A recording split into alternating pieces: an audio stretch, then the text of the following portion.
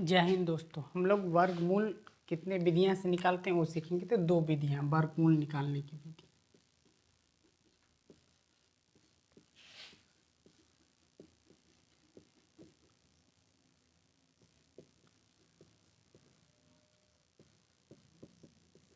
दो विधियां वर्गमूल निकालने की विधियां। दो विधियां हम लोग बहुत नीचे से इन्हें एक ही बार हम हाई लेवल के पढ़ाएंगे।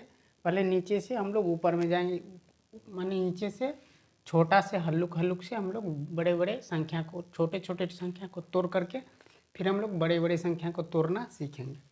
जैसे हम लोग लिखते हैं यहाँ 36 पूर्ण वर्ग संख्या को ही हम बता रहे हैं। 36, 16, सॉरी पहले ये देख लेते कि विधियाँ कितने हैं। तो है एक है गुणनखंड विधि,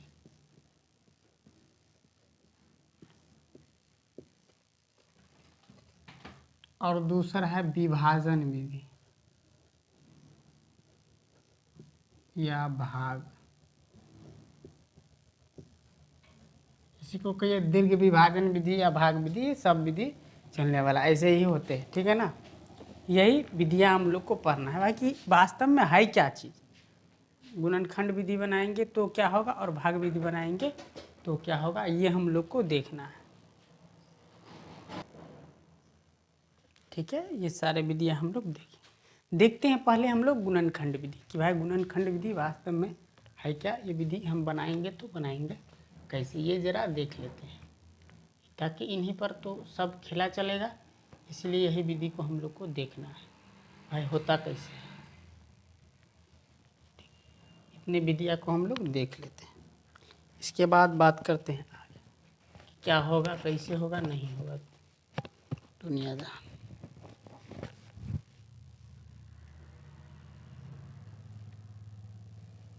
चलिए, जैसे हम लोग लिखते हैं 36, 16, 64, ठीक है ना, 144, ठीक।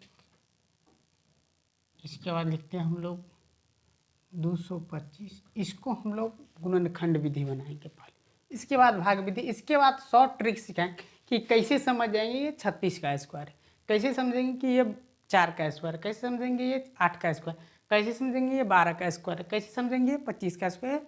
शॉर्ट ट्रिक से पहले हम लोग देख लेते कि भाई निकालेंगे कैसे, निकालना आएगा तब ना शॉर्ट या लॉन्ग। तो देखो हम लोग गुणनखंड विधि निकालते हैं। पहला ये विधि तो गुणनखंड, आभास गुणनखंड कहिए या गुणनखंड, इसको आभास गुणनखंड के रूप में ले चलेंगे। हम लोग 2 से करेंगे तो 18 होगा, फिर 2 से करेंगे तो 9 होगा, फिर 2 से अब 3 से करेंगे तो 3 होगा, और 3 से तो 1 होगा। याद कर, इसमें युग्म लगाना है हमको, पहले करने का नियम नहीं लगाना है, यहाँ युग्म लगाना, इसके बाद समझेंगे करने का। जैसे 2 गुने 2 और गुने 3 गुने 3, अर्थात यहाँ कितना है वो जरा देख लेते कि 2 कितने हैं 2 बार और 3 कितने हैं 4 बार। ये समझ रहे हैं, 2 कितने हैं 2 बार, 3 कितने हैं 4 बार। इस जोड़ा में से एक युग्म में से एक संख्या लेंगे, फिर एक युग्म में से एक संख्या लेंगे, और इस टोटल को गुना कर 3 दूना 6, अर्थात 36 किसका स्क्वायर है, 6 का स्क्वायर कितना होता है 36। ये समझे हैं बात को। अब देखिए जरा हम लोग देखते हैं 64 का। संख्या इतने लिखे हैं, कुछ को सबको तोड़ 64 का हम लोग देखिए। 64 का करेंगे तो क्या होगा, 2 से करते हैं, इसको हम लोग यहाँ लिखते हैं। 2 से करेंगे तो ये कितना होगा 32, फिर 2 से करेंगे तो 16, फिर 2 से तो 8, फिर 2 से तो 4, फिर 2 से तो 2, बस ये हो गया। अब हम लोग देखेंगे इसको युग्म में लगा के, तो है युग्म में ही बैठते हैं या नहीं कि नहीं बैठते हैं। तो जरा देखिए 1 2 3 4 5 6, तो 6 को 2 लिख लेंगे, 3 3 6। देखिए एक युग्म ये हुआ, एक युग्म ये, एक युग्म, प्रत्येक युग्म में से एक एक संख्या ले लेंगे, और 2 दूना 4, 4 दूना 8, अर्थात क्या हो गया 8 का स्क्वायर कितना होता है 64। ये समझे हैं और बढ़िया से। अब जरा देखिए जैसे हम लोग लिखे हैं 225, सबको बता देते हैं 225, इसको कैसे करेंगे। 2 से करेंगे नहीं लगेगा, 3 से करेंगे, जरा देखते हैं लगेगा 3 से, ये जरा देख लेना है। तो 3 से विभाज्यता के नियम है कि संख्याओं का अंक का योग करना है। तो 2 में 2 जोड़ो 4, 4 में 5 जोड़ो 9, 9 में 3 से भाग लगेगा तो हाँ लगेगा, तो इसमें भी शायद ये भी 3 से डिवाइड हो जाएगा। तो हम लोग 3 से करेंगे, 3 सत्ते 21, 3 पंचे 15 हो गया। अब फिर इसमें भी 3 7 5 12, तो 12 में 3 से लग गया तो इसमें भी 3 से लग जाएगा, तभी हो गया 25 या 75। अब 5 से लगा दो, 5 5 से कर दो 1। अब इसको कर दो 3 गुने 3 5 गुने 5। एक युग में से एक संख्या लेना है, 3 गुने एक जोड़ा है, इसमें से एक 3 ले लेंगे, ठीक है। यहाँ लिख लेते 1 3। इसके बाद सॉरी ये साथ है। अब ये देखिए 5, तो यह है 5, तो हम लोग यहाँ 5 लिखते। अब 5 दिया 15 हो जाएगा, अर्थात किसका स्क्वायर 15 है, तो 15 का स्क्वायर कितना है 225। यहाँ लिख सकते हैं हम लोग 15 का स्क्वायर बराबर 225 हो गया। 15 का स्क्वायर बराबर कितना हो गया 225। इस हिसाब से हम लोग गुणनखंड विधि में छोटे छोटे संख्या को बनाना है हम लोग को, बड़ा को एक बार नहीं करना।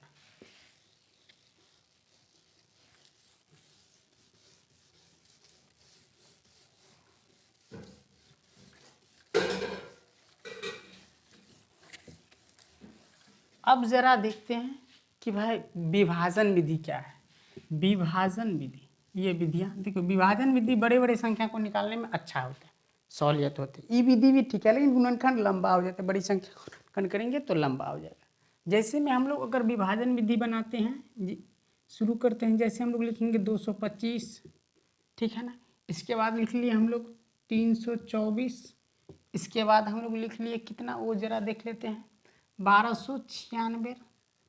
सब संख्या लिखेंगे, अभी सिखा रहे हैं। इसके बाद किसी भी संख्या को जल्दी कैसे निकालेंगे वो सीखेंगे हम। इसके बाद हम लोग लिखेंगे 15,625। ये सारे डिजिट है। विभाजन विधि इसको बनाना है। विभाजन विधि में होता क्या है ये समझ, संख्याओं का हम लोग युग्म लगाएंगे दाएं साइड से। क्या लगाएंगे युग्म, तो देखो इस साइड से लगा ली और ऐसे करेंगे, इसको इसी हिसाब से गुना करेंगे कि जितना यहाँ रखेंगे उतना वहाँ, क्योंकि दोनों को मल्टीपल करके ये आना चाहिए। अगर 2 लिखते हैं तो यहाँ भी 2 लिखेंगे तो 2 दूना 4 बेसी हो गया। 1 लिखते हैं तो 1 गुने 1 1 आ जाएगा, तो हम लोग 1 रखेंगे, बराबर कर देते हैं 1 लिखेंगे, यहाँ 1 कर देंगे। अब घटा के 1 लिखेंगे। इसमें क्या है, विभाजन में 2 अंक एक बात होता है 0, तो इसमें सो नहीं।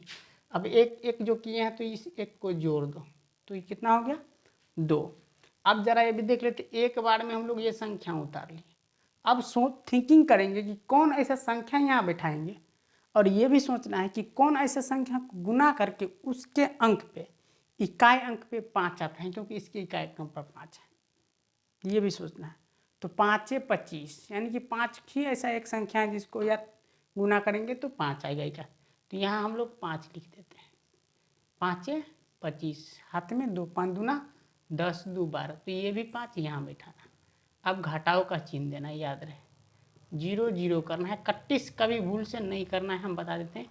जैसे आप लोग 31 नहीं करना है तो अर्थात क्या हो गया, विभाजन विधि में समझ गए कि 15 हो गया का स्क्वायर बराबर कितना होगा 225, या इसी को लिखिए √225 बराबर 15 हो गया आंसर, ठीक है। वो संख्या 15 है जिसके स्क्वायर 225 में नहीं लिखना है।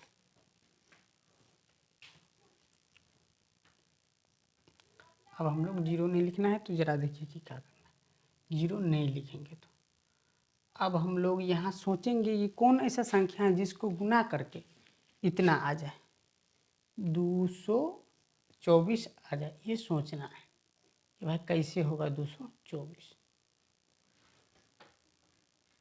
ठीक है। और सोचना ये भी है कि कौन ऐसा संख्या है जिसके गुना करने पर उस संख्या के इकाई स्थान पर 4 आता हो। तो ये सोचेंगे कि उस संख्या की इकाई स्थान पर 4 आता हूँ, ये भी थिंकिंग कराते हैं। यहाँ देखो 4 2 करेंगे तो 2 दूना 4 आ तो गया, लेकिन क्या यह संख्या हमको नहीं मिला। अब देखो 7 7 49 का स्थान पर कितना आ गया 9 आ गया।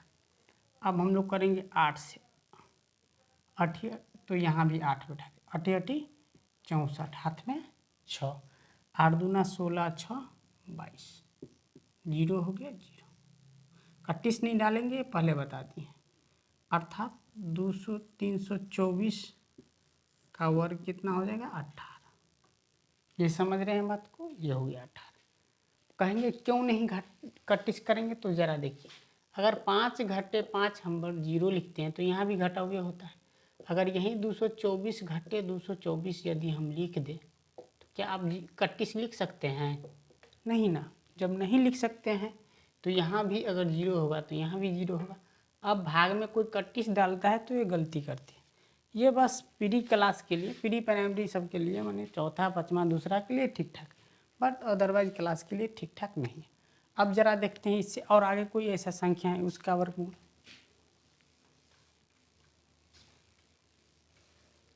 ठीक से हम लोग देख लेते हैं। जैसे 1296 है, 1296 भाई हाई तो हाई किसका वर्ग, वो देखते हैं। 1296 जोड़ा लगाइए, जोड़ा इसमें लग गया। अब हम लोग डैपर जोड़ा लगा के युग्म लगाना है, युग्म लगा के सोचना है 3 से 3 तिया, 3 तिया 9, 3 हो जाएगा, एक जोड़ा एक बार में उतर जाएगा, 3 यहाँ जोड़ देंगे, 3 3 6 हो जाएगा।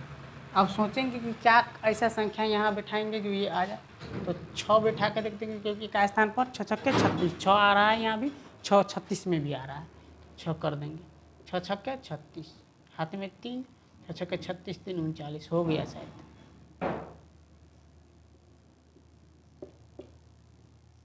हो गया वर्गमूल, यानी कितना होगा 36 का स्क्वायर कितना है 1296। ये समझ गए बात आपको आप लोग। चला अब जरा देखते हैं भाई, ये समझ